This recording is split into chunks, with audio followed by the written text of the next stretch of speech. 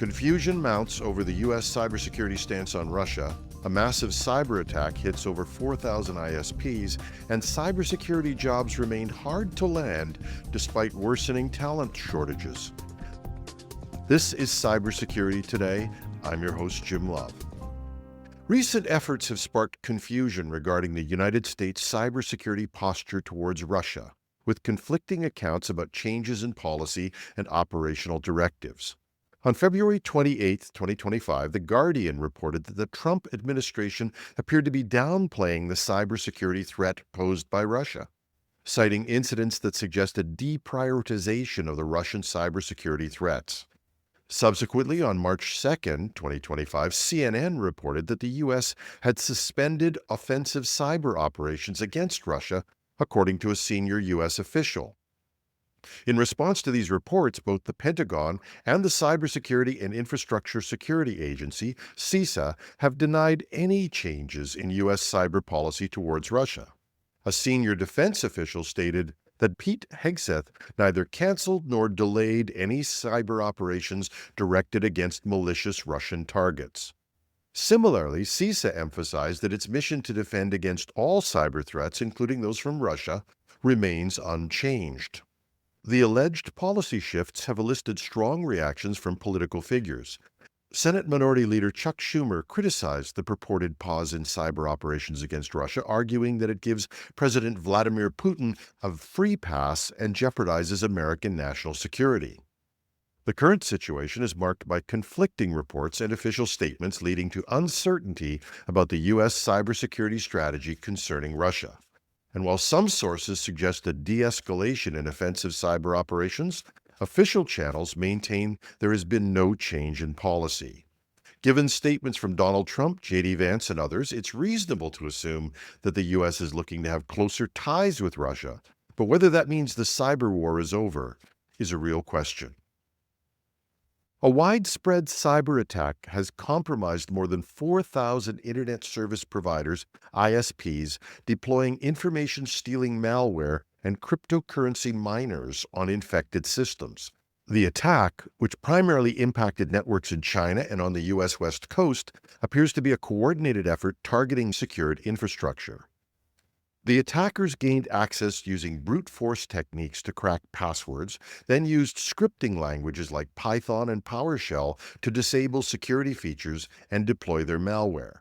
The operation included network scanning tools and mechanisms to kill processes that might detect crypto miners. The malware, which is capable of extracting sensitive data, capturing screenshots, and stealing cryptocurrency wallet addresses, transmitted stolen information to a command and control server via a Telegram bot. Analysis of the malware's code reveals text files contained over 4,000 target IP addresses and passwords, suggesting a premeditated and systematic assault on vulnerable systems. The attack highlights the growing trend of cybercriminals leveraging compromised ISPs to gain widespread access to networks, with financial gain and persistent infiltration as their key objectives.